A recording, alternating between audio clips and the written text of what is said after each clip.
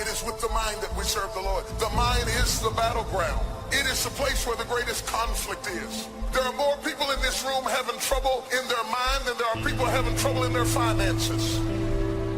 Every thought that I have started with a question. What's wrong with me? Let me tell you what happens when you ask that question. That question will attract 1,000,000 answers. The moment you say, what's wrong with me? The devil has a list, everything. He'll show you everything from your genetics to your jawline to everything. I mean, he'll just take everything. But your questions direct the integrity of your thoughts. The struggle is in your mind. Slept 8 hours and you wake up still tired. Your mind has been in turmoil all night long. You've been wrestling in your sleep. Your body went to sleep, but your mind is still caught up in a warfare. Your mind is the battleground.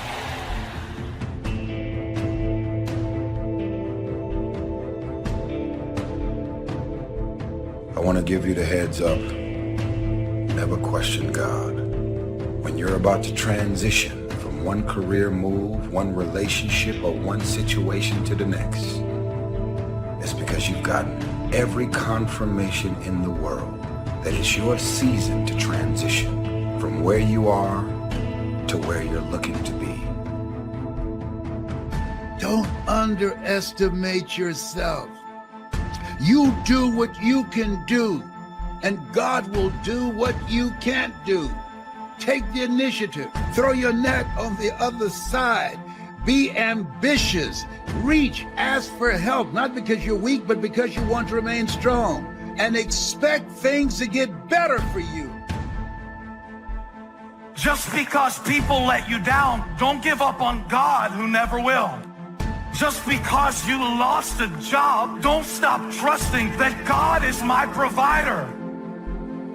When someone closes a door in your face, God allows them to close the door in your face.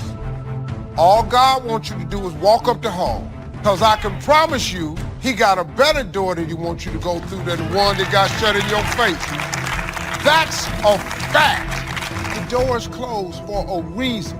Because God just wants you to walk up the hall because he got another door. And when you open it and get behind it, you ain't gonna believe what's back there. But you will never get to it if you stand in front of that door crying.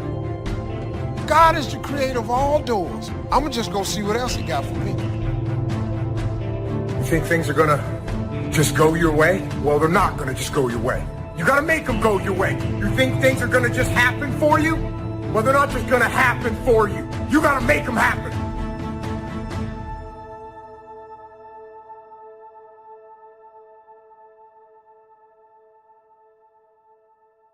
So I want to challenge you to waste no more effort wrestling with other people. Your destiny, your future is not predicated on the decision of someone else. You wasted too much of your life trying to change other people's mind about you. It doesn't matter what they think about you. God is not going to bless you by their opinion. God is going to bless you by how you see yourself. Just start acting like you're blessed, talking like you're blessed, thinking like you're blessed, dressing like you're blessed. If you will put actions behind your faith, one day you will see that become a reality. You cannot go around thinking that you've reached your limits. You're going to become what you believe. You are fully equipped. It may not have happened in your past, but it can happen in your future. Now, I'm asking you to go get what belongs to you. You are blessed. You are prosperous. Start acting like it, talking like it, dreaming like it.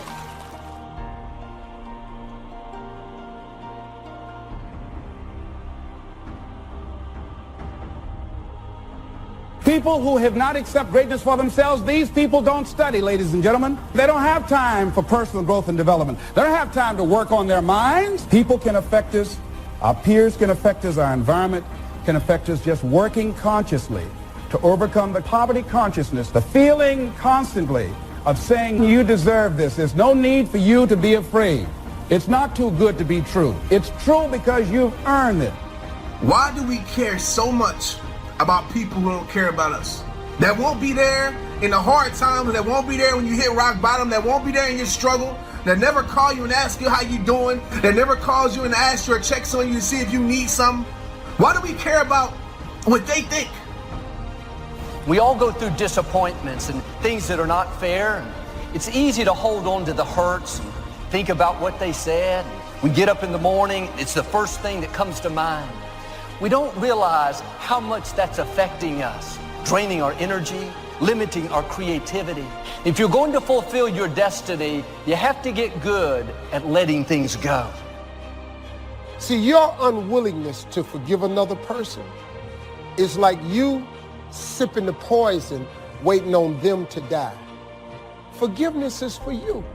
You can't drive your car looking in the rearview mirror. You can't. There's a reason why the rearview mirror is this big and the windshield is this big. If you keep looking in the rearview mirror, you're gonna keep crashing your car.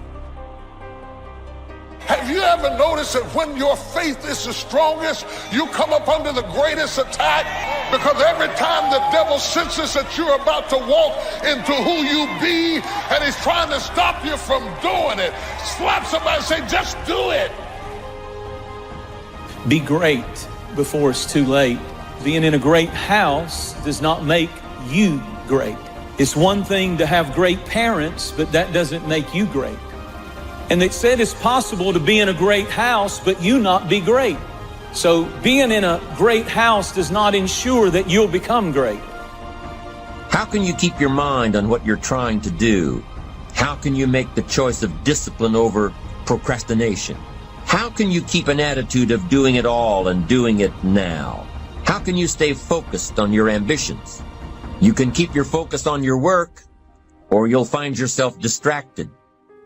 Distracted by negative thoughts, distracted by negative people, and pretty soon, depending on the type of people you've associated with, distracted by your doubts within yourself.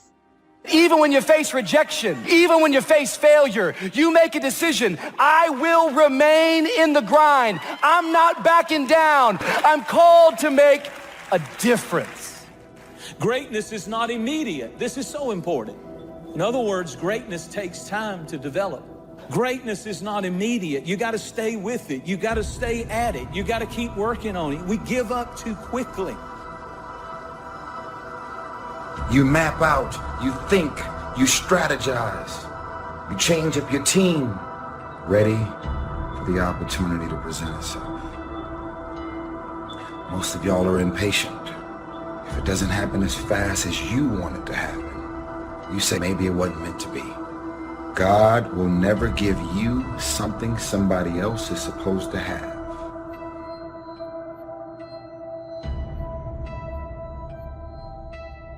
I want you to write this down. There are two powers in life that every one of us have to deal with every day, that you can never control or stop. Is time and change. You cannot control time. You cannot control change.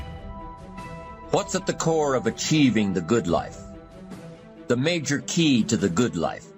It is not in mastering the attributes of leadership. Every day in 1,000 different ways, we are trying to improve ourselves by learning how to do things. We spend a lifetime gathering knowledge in classrooms and in experiences.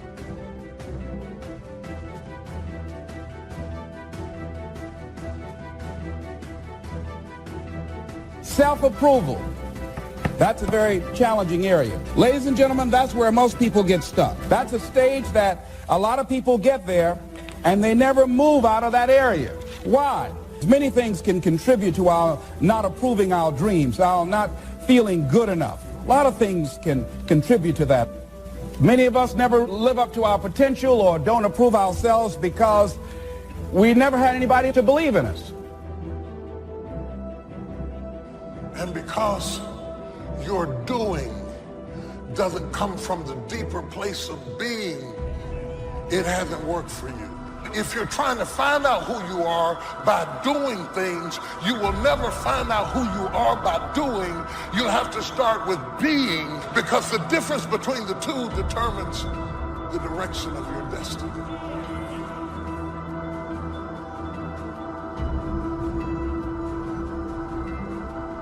I need to embrace the suffering. You know, there's something powerful that once you just sort of embrace the fact that in order to achieve something big, you've got to get rid of these distractions, you're probably going to have some suffering to get there or some sacrifice to get there. And so once you've embraced and decided that this suffering, this sacrifice you're making is an indicator of progress. Suffering and sacrifice and hard work is an indication of progress towards our dreams.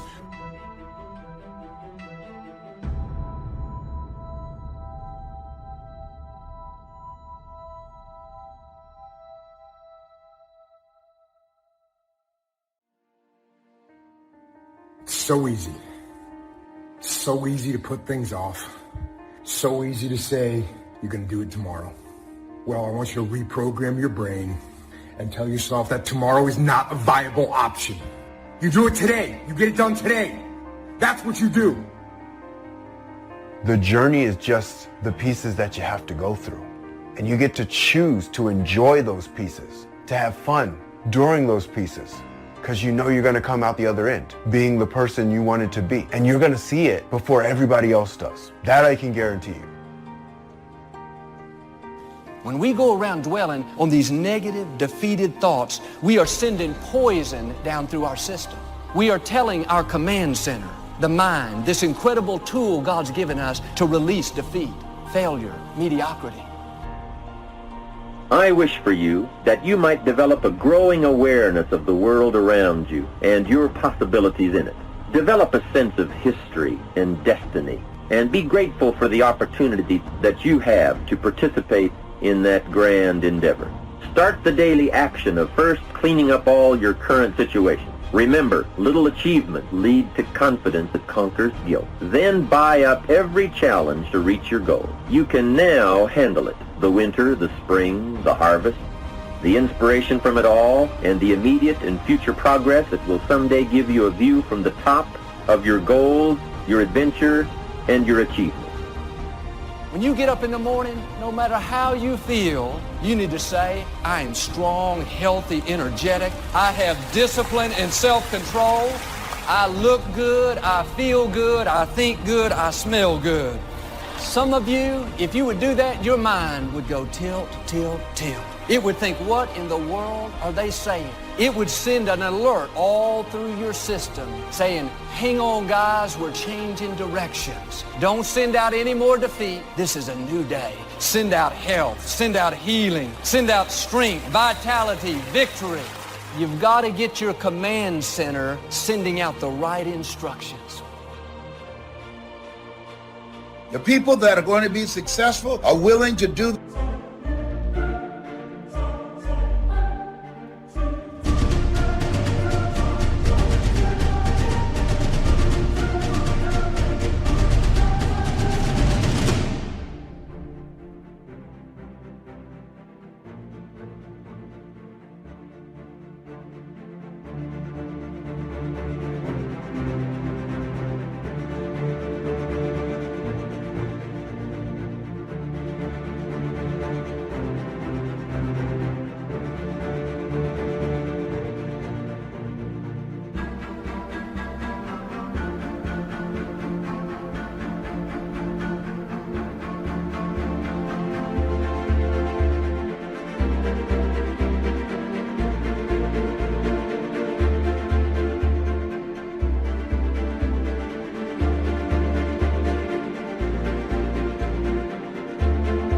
The things today others won't do in order to have the things tomorrow others won't have. What is it that most people won't do? Here's what they won't do. Learn something new.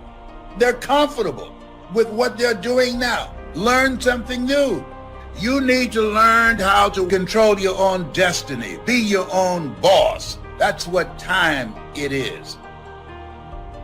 Most of the time, your challenge is you're not solving it quickly enough. You're not getting totally certain. Certainty is so huge. Flood yourself with certainty. And then most people don't understand you can obliterate most problems with just massive action. I see people hem and haw and make excuses all the time when challenges arise, and it would have just been solved if you'd have decided, you'd have been totally certain, and you'd obliterate that problem with some massive action.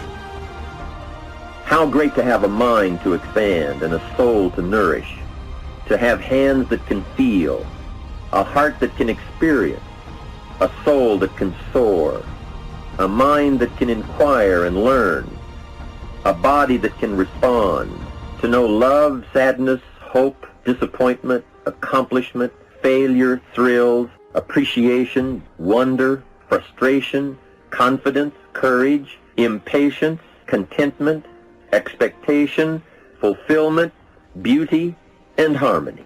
To have all this happen to one is one thing. To know it is all happening is much more. What stress really is when a problem comes up is the fear of loss. And what you do is you begin to give this a disempowering meaning, and you begin to feel like you're going to lose something. Which is why having a process means so much to me, because when I know I have a process to solve a problem, I'm so much less fearful of the loss or the stress that it's going to cause me. When you begin to get these feelings, it's where your focus is going that's causing this stress level to rise in you. And my hallucination for many of you is that when a problem arises, you begin to focus on the problem more than the solution. You begin to magnify your stress level, make a disempowering meaning, which is this fear you're going to lose something. If you're still wounded over a position you lost, you'll go to that new company defensive, not friendly. You're treating them based on what you've been through, but they had nothing to do with it. It's much more freeing when you learn to let things go. God will be your vindicator. He'll take care of who did you wrong. It's not your job to pay people back. They hurt you once. Don't let them continue to hurt you by holding on to it. It's easy to say, I have a dream. That's easy. You can say that when the enthusiasm is there. You can say that when you have enough money in the bank. But I'm telling you, it's hard to say, I still have a dream. I still have a dream. Can't you say that after your friends turn on you? And after the people that you're doing it for stop believing you?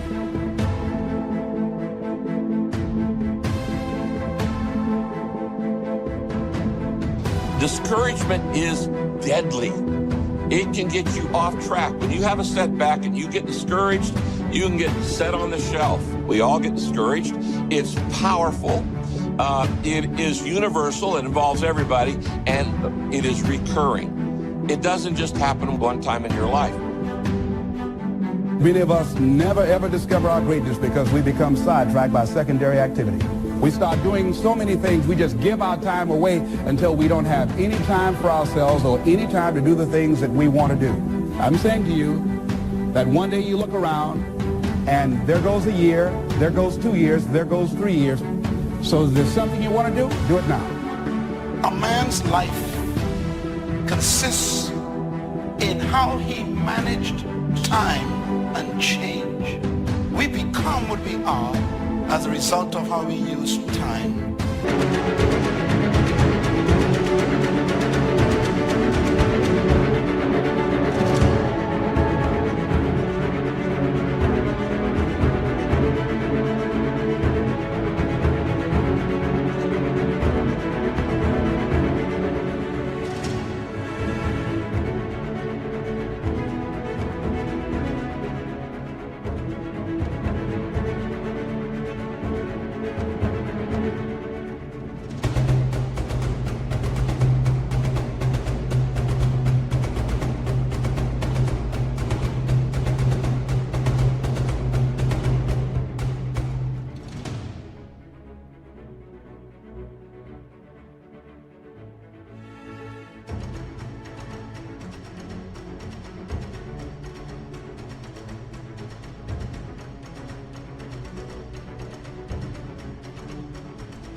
And how we manage the changes in our lives. Our mind comes as standard equipment at birth, and things that are given to us for nothing we place little value on. Things that we pay money for, we value. The paradox is that exactly the reverse is true. Everything that's really worthwhile in life came to us free. Our mind, our body, our hopes, our dreams, our ambitions, our intelligence, all these priceless possessions are free. But the things that cost us money are actually very cheap and can be replaced at any time.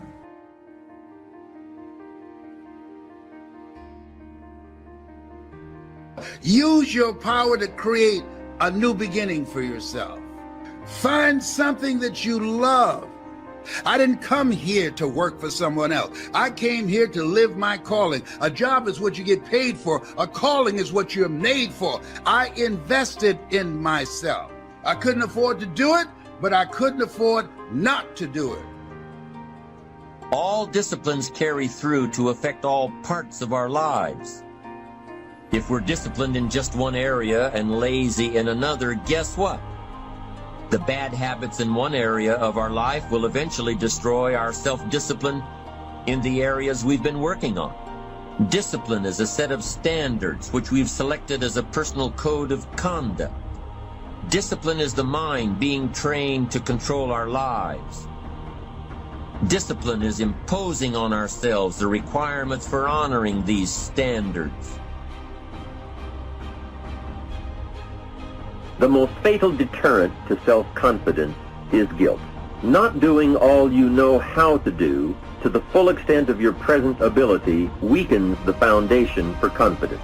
The biggest part of worry comes from the lack of this personal confidence. And lack of confidence comes from two major things. First, no goals or plans.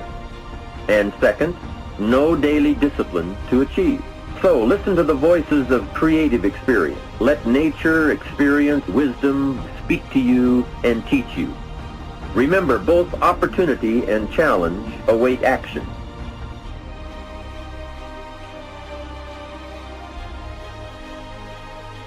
You can work on micro habits with regards to your conscientiousness, and I think the best micro habits, set up some aims for yourself, goals that you actually value. It helps you do a situational analysis of your life more than a psychological analysis, I would say. And so the questions are something like, well, you're going to have to put some effort into your life. We become what we think about. Conversely, the man who has no goal, who doesn't know where he's going, and whose thoughts must therefore be thoughts of confusion and anxiety and fear and worry, becomes what he thinks about. And if he thinks about nothing, he becomes nothing. Motivation it's kind of a strange word. We think it means that we're fired up to do something and passionate to make something happen. Because you just can't turn on passion. You can't just turn on the desire to execute a task. Be certain of one thing. Every exaggeration of the truth, once detected by others, destroys our credibility and makes all that we say and do suspect. The tendency to exaggerate, distort, or even withhold the truth is an inherent part of all of us. It starts when we're kids, and then it continues when we're adults, exaggerating our net worth to impress old friends, exaggerating how close we are to closing a deal to impress the boss. If you make it to the end of this video, I want you to write, I am determined to reach my goals. I am determined to reach my goals.